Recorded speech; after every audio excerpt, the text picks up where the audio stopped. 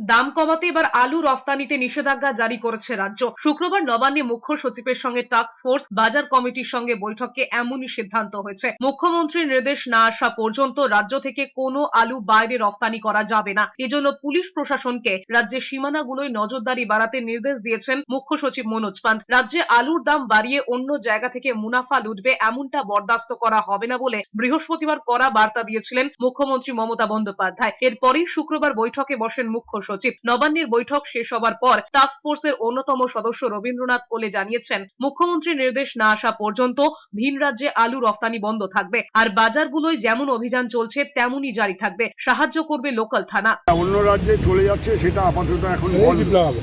সরকারি পারমিশন এখন নেই, আপাতত বন্ধ। পরে কি হবে সেটা মমতাজি সিদ্ধান্ত।